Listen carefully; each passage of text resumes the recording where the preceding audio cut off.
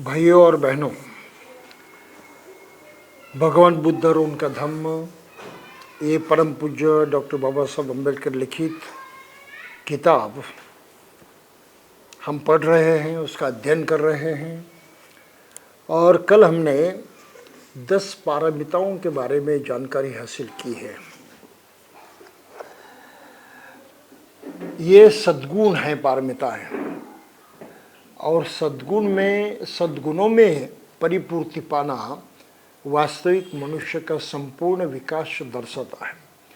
वही मनुष्य पूरा हुआ, पूर्णत्व को प्राप्त हुआ, पूरा विकास पाया, जिसने इन 10 पारमिताओं में संपूर्णता हासिल की है, उच्चतम अवस्था को प्राप्त किया है।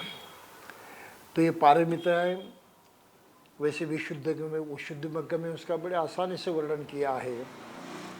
दानं शीलं च नेक्खम्मं पय्याविरेण पंचमं खन्ति सच्चमाधिष्ठानं मेत्तोपेक्षाति में 10। तो इस तरह की ये 10 पारमिता हैं।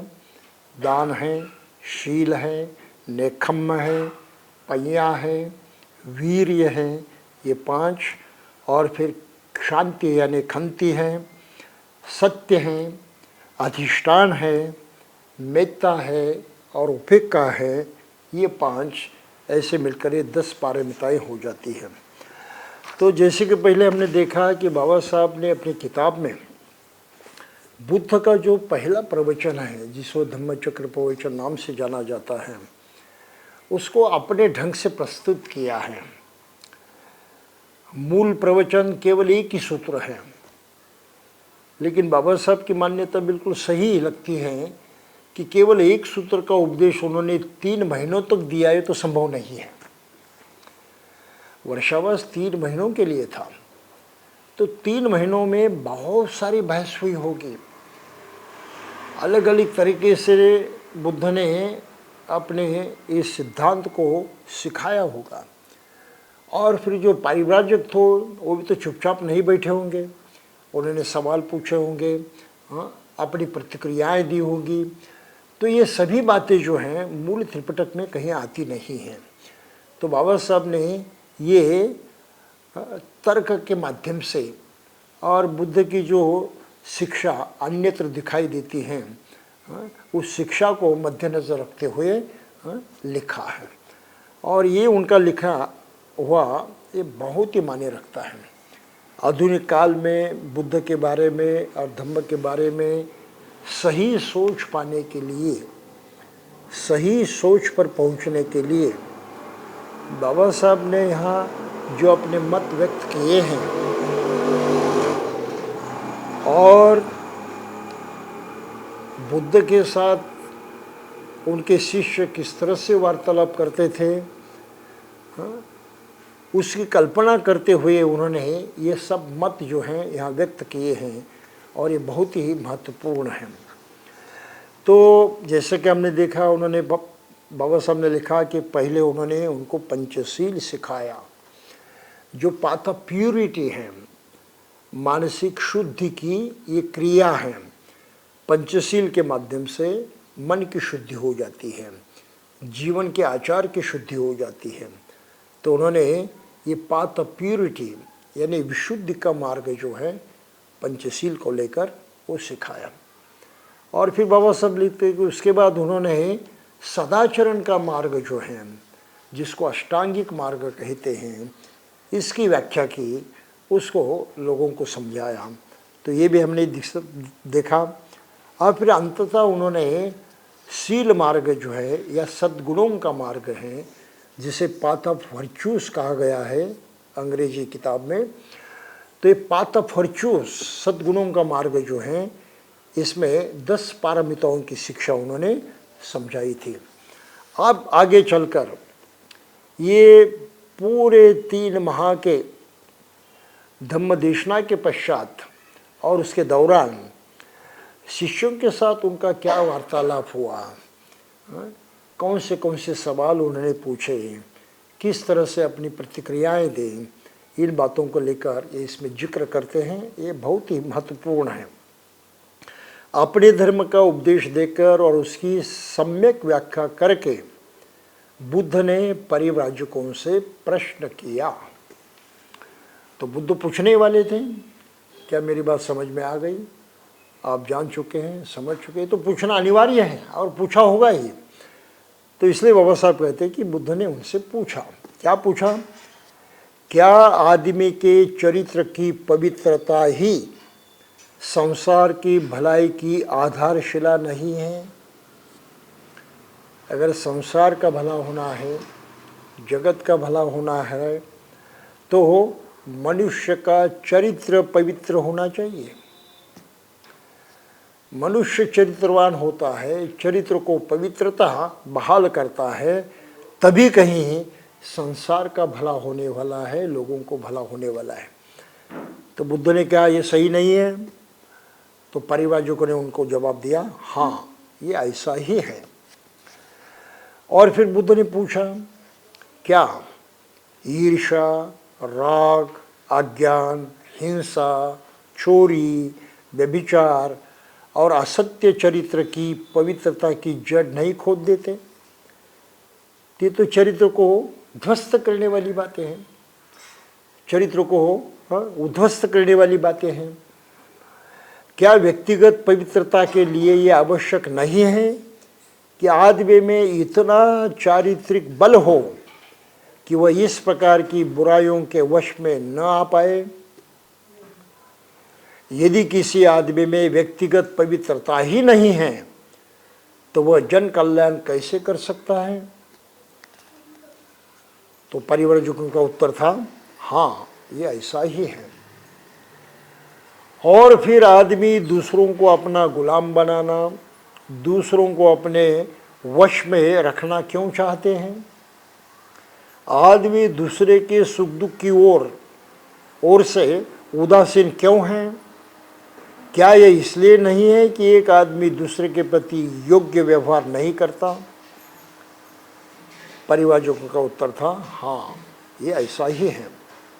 तो क्या अष्टांग मार्ग का अनुसरण, यानी सम्यक दृष्टि, सम्यक संकल्प, सम्यक वाणी, सम्यक आजीविका, सम्यक कर्मांत, सम्यक व्यायाम, सम्यक स्मृति और सम्यक समाधि, संक्षेप में सद्धर्म के अनुसार जीवन यापन, यदि प्रत्येक उस पथ पर चले, उस सारी अमानवता का, उस सारे अन्याय का जो कि आदमी एक दूसरे के प्रति करता है, अंत नहीं कर देगा?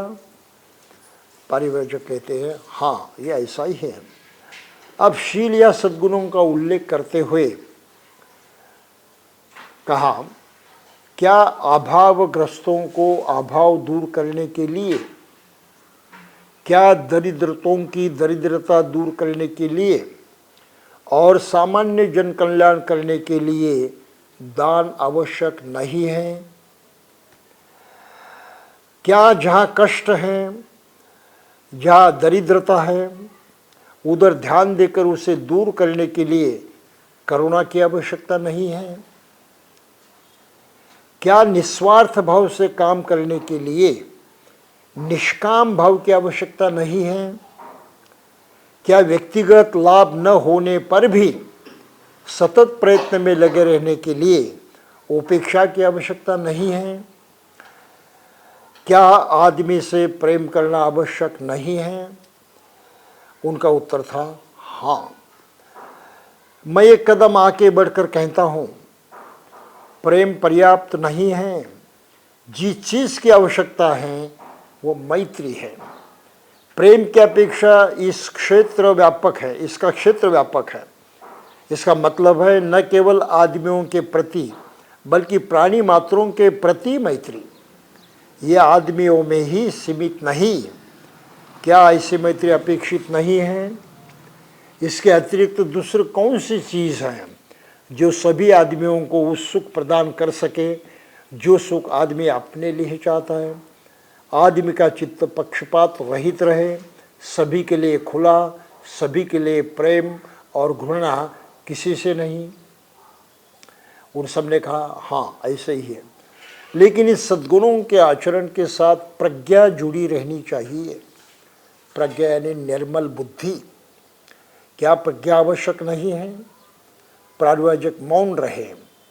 उन्हें अपने प्रश्न को उत्तर देने के लिए मजबूर करने के दृष्टि से तथागत ने अपना कथन जारी रखा।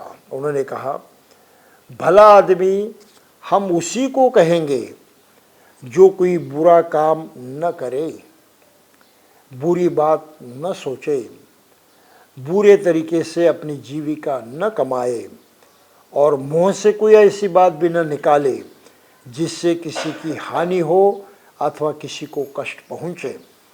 परिव्राजक बोले, हाँ, ये ऐसा ही है। लेकिन क्या सत्कर्म भी एक अंधे की भांति किए जाने चाहिए?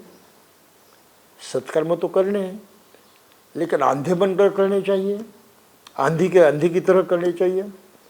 मैं कहता हूं कि नहीं, ये पर्याप्त नहीं है।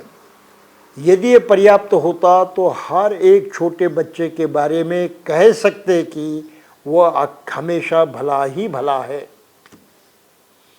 छोटा बच्चा हमेशा तो भला ही भला नहीं हो सकता, क्योंकि अभी एक छोटा बच्चा यह भी नहीं जानता कि शरीर क्या होता है। वो लात चलाते रहने के अतिरिक्त और शरीर से कर ही क्या सकता है। वह यह भी नहीं जानता कि वाणी क्या है। वो चिल्लाने के अतिरिक्त और उससे कोई बुरी बात कर ही नहीं सकता। वो यह भी नहीं जानता कि विचार क्या होता है। वो ज़्यादा से ज़्यादा प्रसन्नता के मारे किलकारी भर सकता है। वह ये नहीं जानता कि जीविका अर्जन क्या होता है। वह किसी बुरी तरीके से अपनी जीविका क्या कमा सकता है। वह अपनी माँ की छाती से दूध पीने के अतिरिक्त और कुछ नहीं जानता। इसलिए सद्गुणों का अनुसरण भी प्रज्ञापूर्वक होना चाहिए, अर्थात निर्मल बुद्धि के साथ होना चाहिए। मतलब सद्गुणों का आचरण जानबूझकर करना चाहिए, प्रज्ञा के साथ करना चाहिए। एक और कारण भी है जिसकी वजह से प्रज्ञा पारमिता इतनी अधिक महत्वपूर्ण और इतनी अधिक आवश्यक है। दान तो होना ही चाहिए, किंतु बिना प्रज्ञा के दान भी दुष्परिणाम हो सकता है, दान का भी दुष्परिणाम हो सकता है। करुणा तो होनी चाहिए, किंतु बिना प्रज्ञा के कारण करुणा भी बुराई का समर्थक बन जाती है। सभी दूसरी प्रज्ञा पारमिता की कसौटी पर खरी उतरनी चाहिए। निर्मल बुद्धि, यही प्रज्ञा पारमिता का दूसरा नाम है। मेरी स्थापना है कि आदमी को अकुशल कर्म का ज्ञान होना चाहिए। अकुशल कर्म की उत्पत्ति किस प्रकार होती है, इसी तरह उसे कुशल कर्म का भी ज्ञान होना चाहिए। कुशल कर्म की उत्पत्ति कैसे होती है, इसी प्रकार आदमी को कुशल अकुशल कर्म का भेद भी स्पष्ट ज्ञात होना चाहिए। इस प्रकार के ज्ञान के बिना चाहे कर्म विशेष अपने में कुशल कर्म ही क्यों न करें, चाहे शुभ कर्म अपने में शुभ कर्म ही क्यों न हो, तब भी यथार्थ कुशल भाव का यथार्थ शुभ भाव नहीं होता है। इसलिए मैं कहता हूँ प्रज्ञा एक आवश्यक सद्गुण है। तब बुद्ध ने परिव्राजकों को इस प्रकार की प्रेरणा देते हुए अपना प्रवचन समाप्त किया। अब ये सवाल बहुत ही महत्वपूर्ण है। बाबा साहब दोबारा यहाँ पर 4 आर्य सत्यों की बात करते हैं। तो बाबा साहब के ग्रंथ को पढ़कर जो लोग अभी भी इस भ्रम में हैं, भ्रांति में हैं कि बाबा साहब ने 4 आर्य सत्यों को नकारा है, वे अपनी गलती सुधारे। यहाँ कुछ लिखा है ये सुनने के बाद। क्या लिखा है बाबा साहब ने यहाँ? तो बुद्ध के मुँह से उन्होंने परिव्राजकों से कहा है, हो सकता है कि तुम मेरे धर्म को निराशावादी धर्म समझ बैठो, क्योंकि मैं आदमियों का ध्यान मानव जाति के दुख की ओर आकर्षित करता हूँ। मेरे धर्म के बारे में ऐसी धारणा बनाना गलती होगी। चार आर्य सत्य के बारे में बाबा साहब बात कर रहे हैं। अब ये जो गलती हैं भारत में आम जनता के दिमाग में ठूस कर भरी हुई है। ब्राह्मणों ने बहुत ही गलत प्रचार करके बुद्ध की शिक्षा को उन्होंने उल्टा घुमाया है। उसमें बहुत ढेर सारी गलत बातें जमा कर दी हैं। ब्राह्मणों ने इस प्रकार का प्रचार किया कि बुद्ध की शिक्षा है क्या आखिर।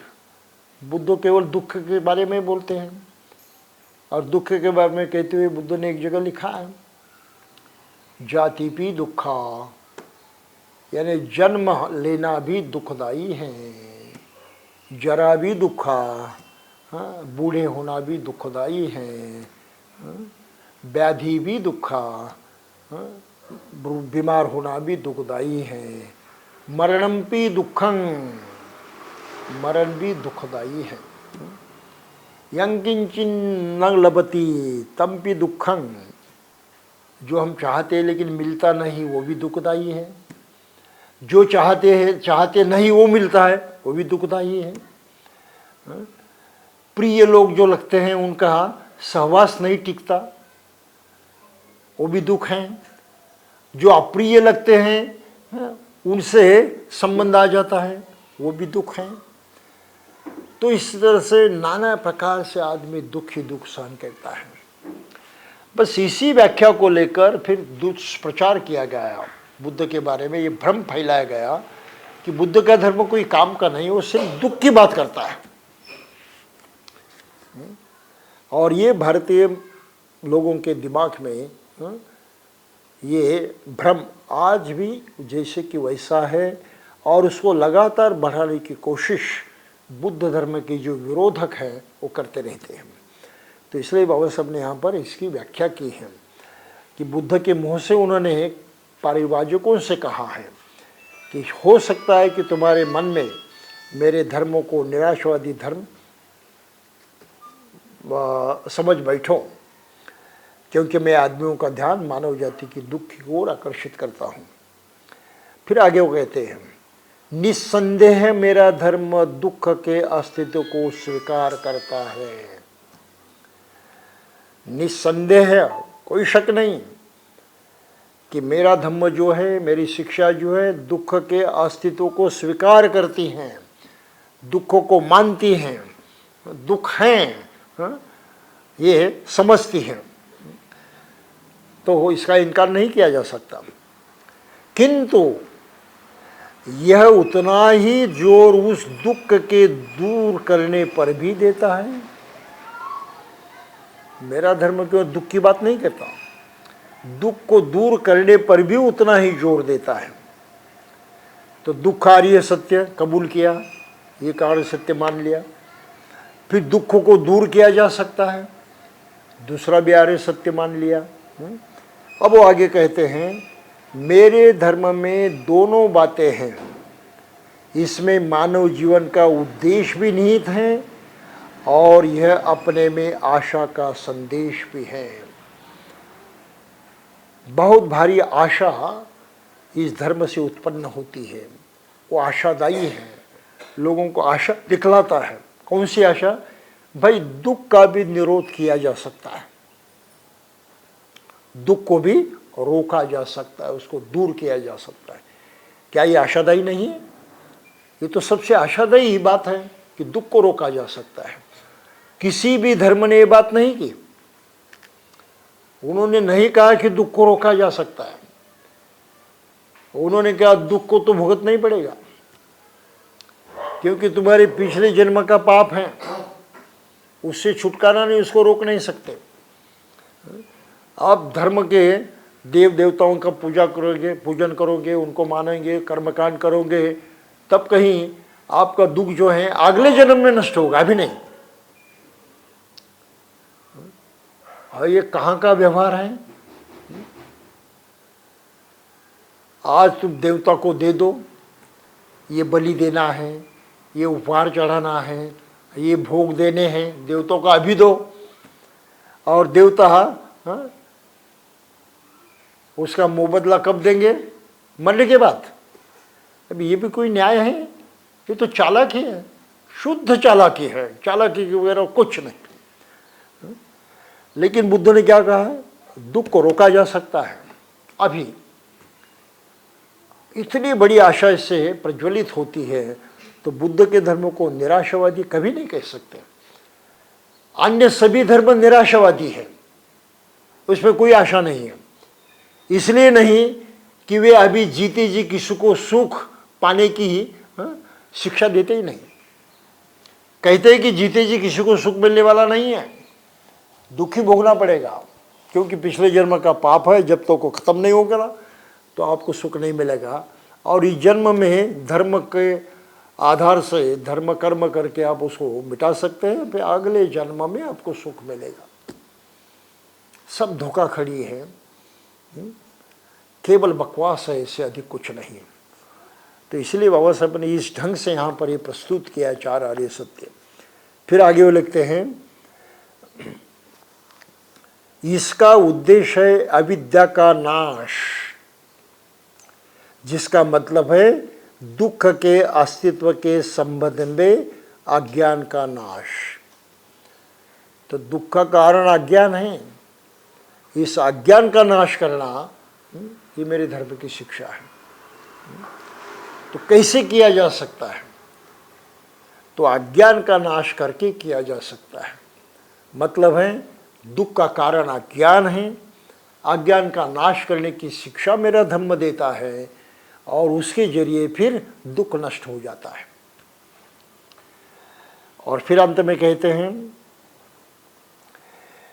ये आशा का संदेश भी है, क्योंकि वह दुख के नाश का मार्ग बतलाता है, जो अष्टांगिक मार्ग है। ऐसा नहीं कि दुख कैसे खत्म करे इसकी कोई जानकारी नहीं है, उसका पक्का मार्ग उन्होंने बताया है कि अष्टांगिक मार्ग के जरिए अब दुख को नष्ट कर सकते हैं। और फिर बुद्ध पूछते हैं परिवारजकों से, क्या तुम इस बात से सहमत हो या नहीं? और परिवारजकों का उत्तर है हाँ। तो इस पर, इस जगह बाबा साहब ने 4 आर्य सत्यों का जिक्र किया है।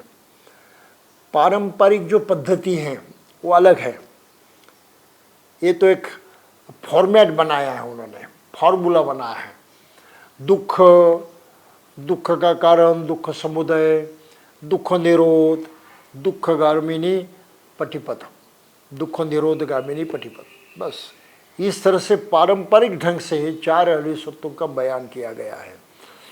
ये पारंपरिक पद्धति से समझ में नहीं आता, इसलिए बाबा साहब ने उसको जरा खोल कर सिखाया है, स्पष्टीकरण किया है कि दुख को तो मानना चाहिए, दुख से इनकार नहीं कर सकते हो, दुख का कारण भी जानना चाहिए। और बुद्ध ने वो कारण जाना है कि अविद्या ये दुख का कारण है, और उसको नष्ट किया जा सकता है, ये आशा भी बुद्ध ने दिखलाई है। ऐसा नहीं कि अज्ञान को नष्ट नहीं किया जा सकता, और उसको नष्ट करने का उपाय अष्टांगिक मार्ग है। इतनी सही ढंग से उन्होंने अपनी शिक्षा को प्रस्तुत किया है। तो जो लोग कहते हैं कि बाबा साहब ने अपने ग्रंथ में 4 आर्य सत्यों को नहीं माना, नहीं लिखा, वो हो गलत हैं, उनकी पढ़ाई में कमजोरी है। अगर पढ़ते हैं तो समझदारी में कमजोरी है, लेकिन कहीं ना कहीं कमजोरी उनकी है, कमजोरी बाबा साहब की नहीं है। बाबा साहब ने सही ढंग से जो लिखना है वो सही ढंग से लिख दिया है। तो यहाँ तक लिखने के बाद फिर बाबा साहब जो आगे की बात लिखते हैं वो और महत्वपूर्ण है।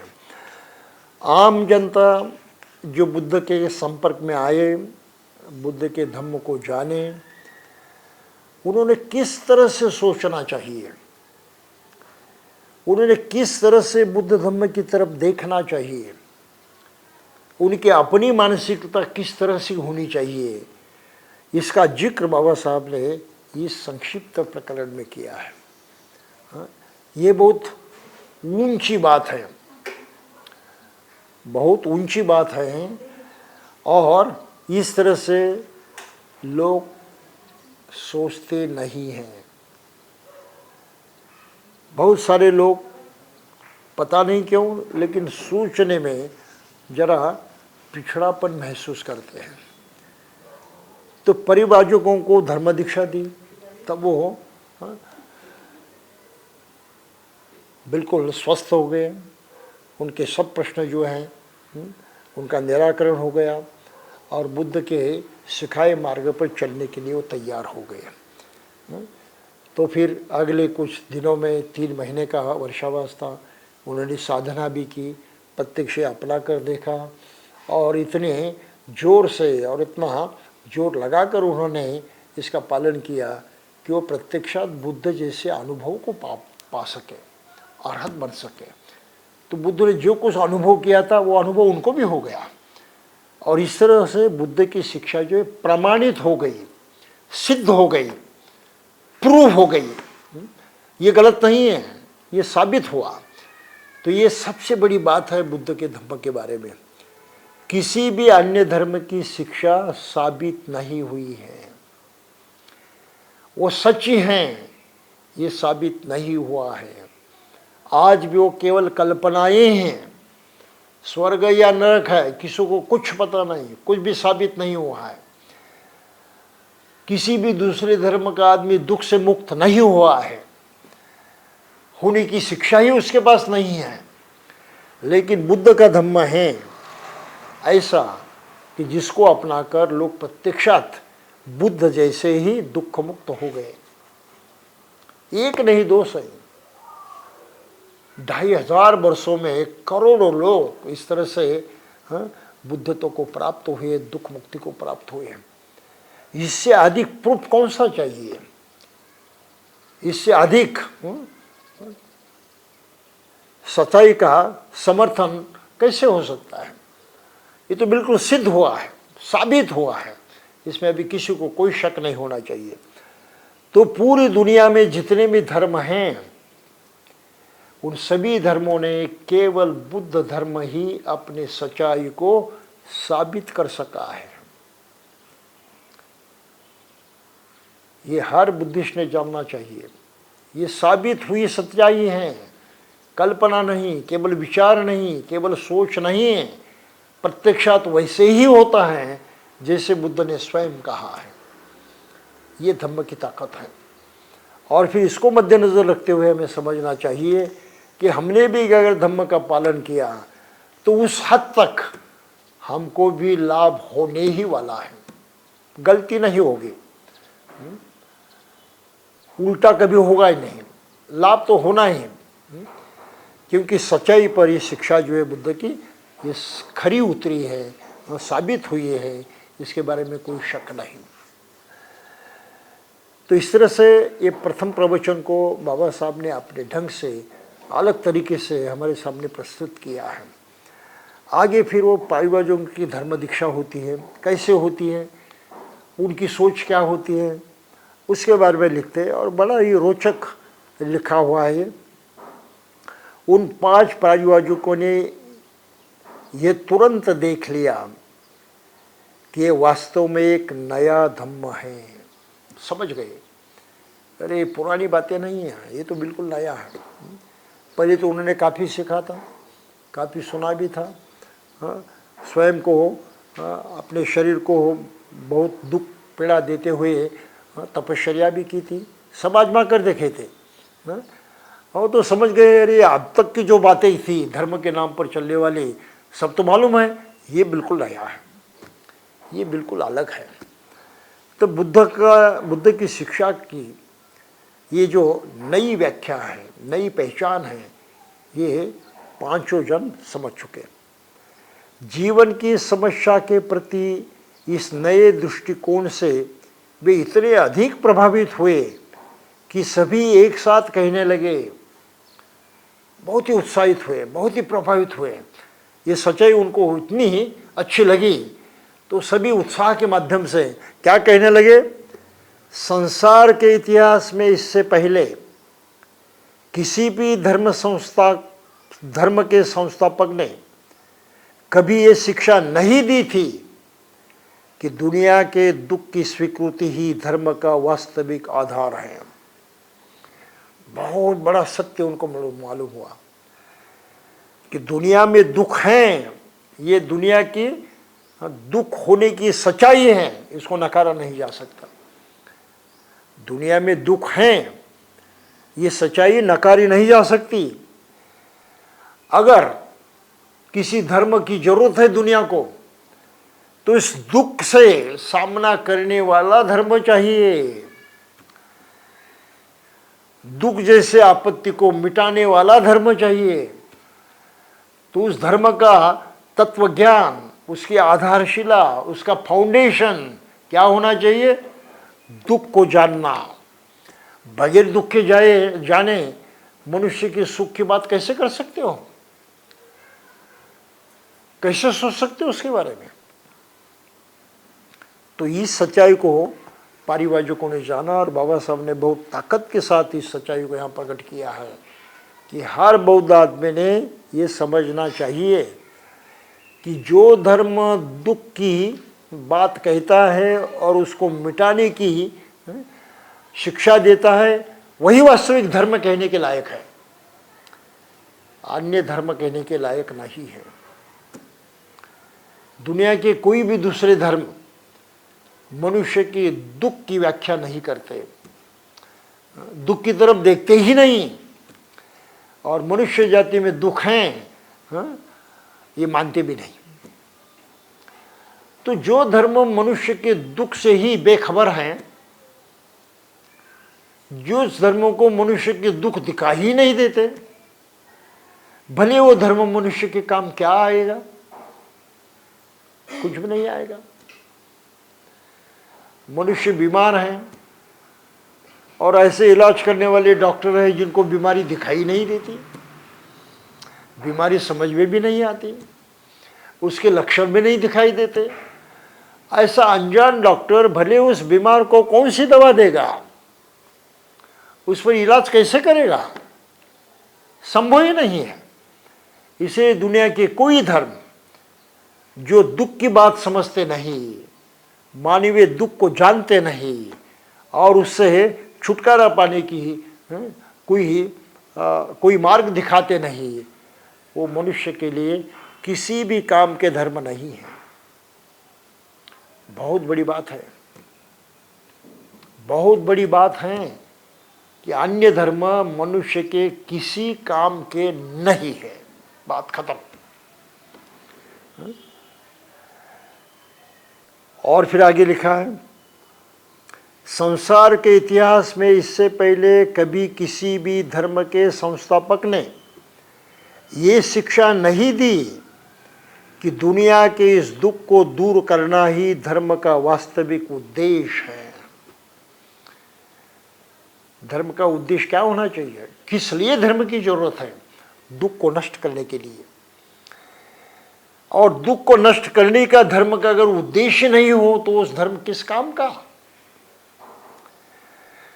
बीमारी हटाने के लिए औषधि काम की होती है, लेकिन बीमारी पर वो औषधि दे ही नहीं सकते, औषधि उपलब्ध ही नहीं कर सकते, तो ऐसे वैद्य का क्या उपयोग है? कोई फायदा नहीं। तो दुनिया के धर्मों की ये वास्तविकता है, सभी धर्मों की, किसी को भी छोड़ा नहीं बाबा साहब ने यहाँ पर।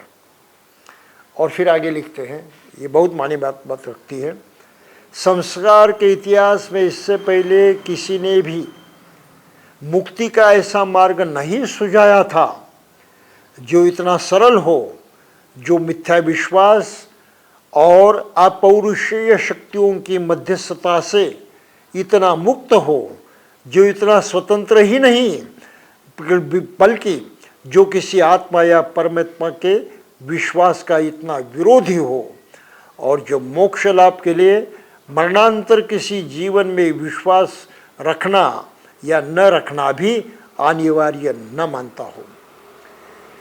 तो ये खासकर हिंदू धर्म की जो शिक्षा है, इन सभी का उल्लेख करते हुए उनको नकारा गया। और फिर पारिभाषिक कहते हैं, संसार के इतिहास में इससे पहले किसी ने भी ऐसे धर्म की स्थापना नहीं की जिसका हेलाम या ईश्वर वचन से किसी भी तरह का कुछ भी संबंध न हो, और जिसके अनुशासन आदमी की सामाजिक आवश्यकताओं के अध्ययन के परिणाम हो और जो किसी ईश्वर की आज्ञाएं न हो। तो किसी ईश्वर वचन से कोई संबंध ही नहीं है। ये ऐसा धर्म है, ईश्वर से कोई लेन देन नहीं। ये ऐसा धर्म है जो मनुष्य की जो आवश्यकता है उनकी पूर्ति करने के लिए व्यावहारिक उपाय बताता है, न कि ईश्वर की आज्ञा। तो ईश्वर को नकारने वाला, ईश्वर का विरोध करने वाला धर्म दिया है बुद्ध ने, इसकी प्रशंसा परिवारजक कर रहे हैं कि ऐसा तो पहले नहीं था। यही धर्म है जिसने ईश्वर को नकारा है पूरी तरह से। संसार के इतिहास में इससे पहले किसी ने भी कभी मोक्ष का ये अर्थ नहीं किया कि वो एक ऐसा सुख है जिसे आदमी धर्मानुसार जीवन व्यतीत करने से अपने ही प्रयत्नों द्वारा यहीं इसी पृथ्वी पर प्राप्त कर सकता है। ये तो बहुत ही ऊंची बात कही, बहुत ही बड़ी बात कही। किसी भी धर्म ने ये आश्वासन नहीं दिया, ये प्रॉमिस नहीं किया, ये बात नहीं कही कि अभी जीते जी इस धर्म का पालन करो आप सुख को पाओ जाओगे। किसी धर्म, कोई धर्म नहीं कहता। हर धर्म की बात इतनी है, स्वर्ग मिलना है तो मरने के बाद, स्वर्ग सुख है, सुख मिलेगा मरने के बाद, अभी कुछ नहीं मिलेगा। लेकिन बुद्ध का ही धम्म ऐसा है जो स्पष्ट रूप से कहता है कि जो कुछ मोक्ष पाना है, जो कुछ सुख पाना है, वो बुद्ध की शिक्षा के अनुसार करने से अभी इस वक्त इस पृथ्वी पर ही है हम पा सकते हैं। यह सबसे बड़ा प्रॉमिस है। तो मनुष्य के लिए सबसे आशादायी अगर धर्म कौन सा है तो बुद्ध का धर्म है, बाकी कोई धर्म नहीं। किसी भी धर्म में जाइए आप, वो ईश्वर की बात करेंगे, आत्मा की बात करेंगे, परलोक की बात करेंगे, स्वर्ग की बात करेंगे, नरक की बात करेंगे। भाई अभी सुख चाहिए, इसका क्या? किसी के पास कोई जवाब नहीं है। वो कहेंगे नहीं अभी नहीं मिल सकता, भूल जाओ। उसके उल्टे बुद्ध की शिक्षा है, अभी ही मिल जाता है, कल की बात मत सोचो, कल की बात मत सोचो। ये सब जो कारोबार हैं ये अभी इस वक्त होता है, आगे से उसका कोई मतलब नहीं। उन परिवाजकों ने जब भगवान बुद्ध से उनके द्वारा उपदिष्ट नया सद्धर्म सुना तो इसी प्रकार अपनी भावनाओं की अभिव्यक्ति की। तो बाबा साहब जिस प्रकार की भावनाएं यहाँ लिखते हैं, बुद्ध के धम्मों को समझने वाले हर आदमी की भावना ऐसी ही होनी चाहिए। जब आदमी इस तरह से समझने लगता है बुद्ध के बारे में, तब माना जा सकता है कि उसने बुद्ध धम्मों को समझ लिया। अगर ये बातें उसके समझ में नहीं आती है तो उसने बुद्ध धर्मों को समझ ही नहीं लिया, वो आज भी अज्ञान में है। और अभी इस वक्त हम सुख को पा सकते हैं, ये तो सबसे बड़ी आशा है। इस आशा से प्रभावित होकर आदमी बुद्ध की तरफ आकृष्ट नहीं होता है तो आदमी एक तो अज्ञानी है, नहीं तो बुद्ध का बैरी है, विरोधी है। कोई सही आदमी धम्म से दूर नहीं रह सकता। परिवाजकों को लगा कि बुद्ध के रूप में उन्हें एक ऐसे जीवन सुधारक मिल गए हैं जिनका रोम रोम धर्म की भावना से ओतप्रोत है और जो अपने युग के बौद्धिक ज्ञान से सुपरिचित है, जिनमें ऐसी मौलिकता है और साहस है कि विरोधी विचारों की जानकारी रखने के बावजूद मुक्ति के एक ऐसे मार्ग का प्रतिपादन कर सके जिस मुक्ति को यहीं इसी जीवन में आत्म साधना और आत्म संयम द्वारा प्राप्त किया जा सकता है। बुद्ध के लिए उनके मन में ऐसी असीम श्रद्धा उत्पन्न हुई कि उन्होंने उनके प्रति तुरंत आत्मसमर्पण कर दिया और प्रार्थना की कि बुद्ध उन्हें अपना शिष्य बना ले। बुद्ध ने उन्हें ए ही भिक्खवे, भिक्षुओं आओ कहकर भिक्षु संघ में दीक्षित कर दिया। वे पंचवर्गीय भिक्षु नाम से प्रसिद्ध हुए हैं।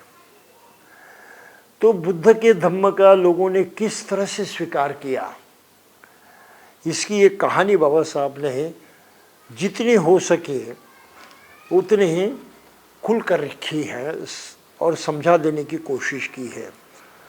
आज की तारीख को भी जो लोग बौद्ध बनते हैं उन्हें इसी तरह से बुद्ध धर्म को सर्वप्रथम जानना आवश्यक होता है।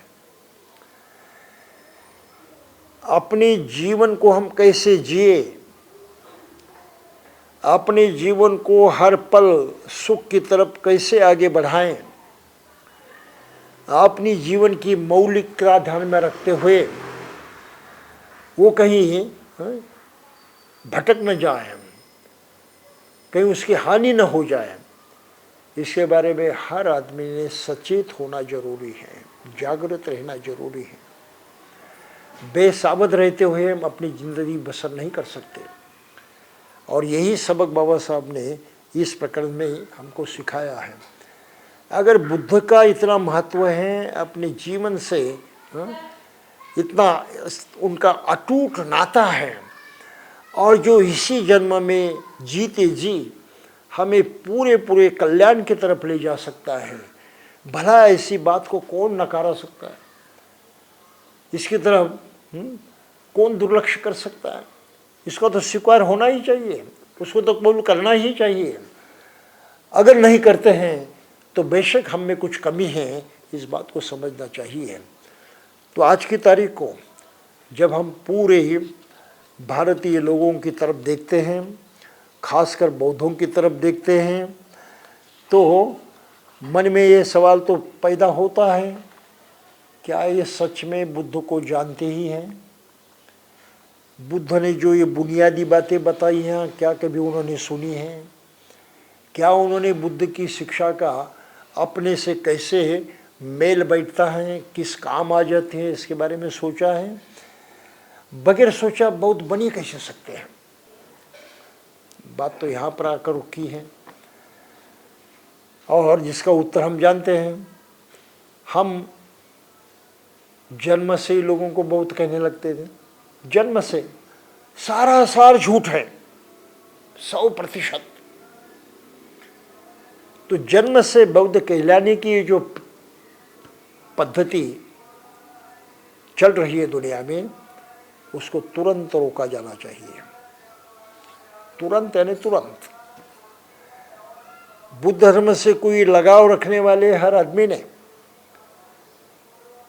पहले ये सोचना चाहिए कि मैं बुद्ध की शिक्षा को सही ढंग से समझ लूँ, ये मेरे किस तरह काम आ सकती है, ये बात भी समझ लूँ और जानबूझकर मैं उसका स्वीकार करूँ ताकि मैं उस पर अमल कर सकूँ।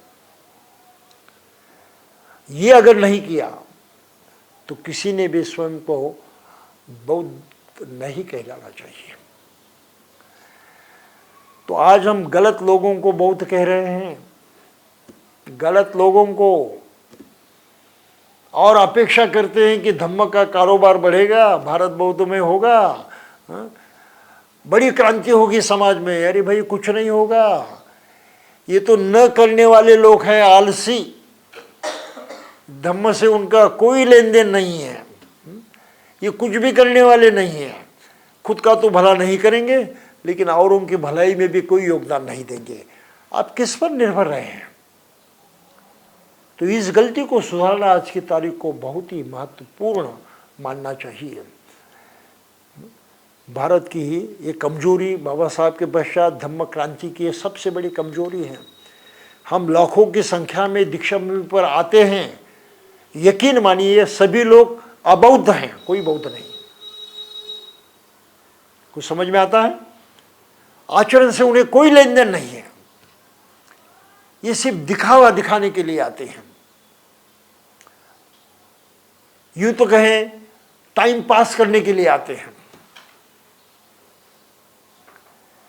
या तो जत्रा यात्रा में है, मौज मजा होती है, वो मौज मजा करने के लिए आते हैं।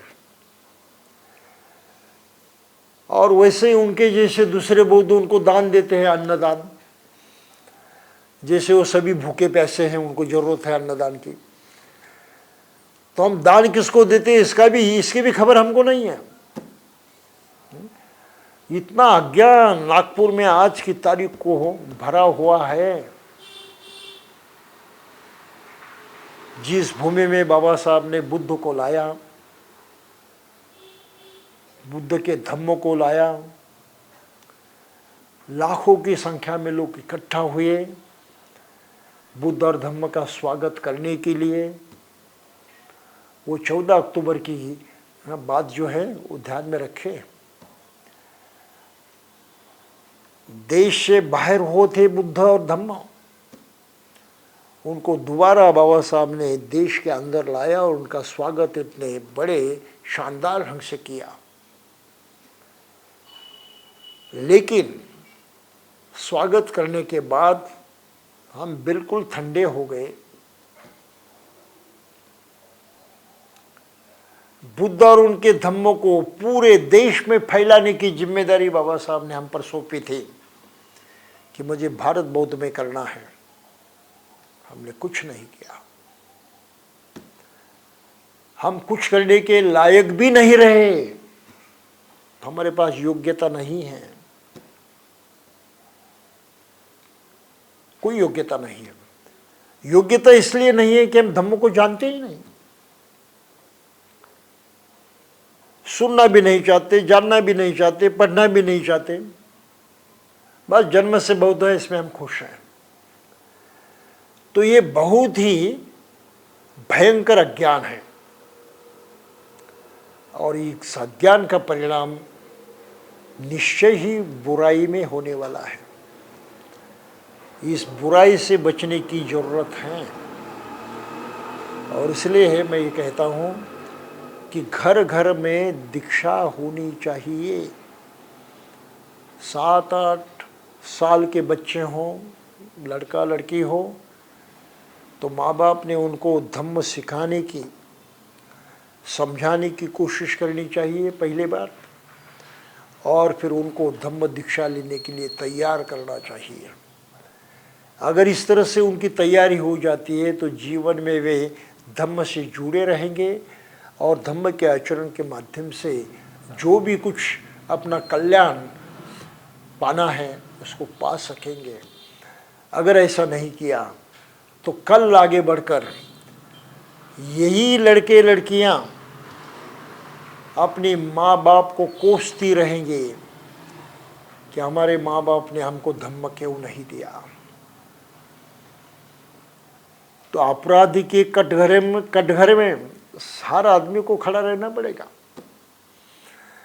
कोई भी माँ बाप ये ना समझे कि वो गुनहगार नहीं है, उनके ही बच्चे कल उनको गुनहगार समझने वाले हैं कि हमको इन्होंने, हमारा जो वास्तविक अधिकार था, सच्ची शिक्षा का, सच्चे धर्म का अधिकार था जो हमें मिल सकता था, उनके माध्यम से उन्होंने नहीं दिया, उन्हें नकारा, हमारा नुकसान किया है। तो मैं समझता हूँ कि हम इस बात को मद्देनजर रखें और जितनी हो सके उतनी कोशिश करें कि घर घर में लोग धम्म को जाने, समझे और दीक्षा लेकर उसको अपनाएं। धम्म को दीक्षा के माध्यम से ही अपनाया जाता है, दूसरा कोई माध्यम नहीं है। और ये अगर हम करते हैं तो उसके बहुत अच्छे फल निकल आते हैं।